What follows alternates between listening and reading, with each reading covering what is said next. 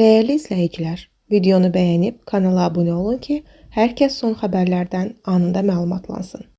Paytaxtın Xəzər rayonunda quyuda meyit tapılıb xəbər verilir ki, hadisə ötən gün rayonun Zirə qəsəbəsində baş verib. Qəsəbə sakini 1975-ci il təvəllüdlü Sərvər Cabbarzadənin üzərində zorakılıq əlamətləri görünməyən meyidi yaşadığı evin həyətindəki quyuda tapılıb.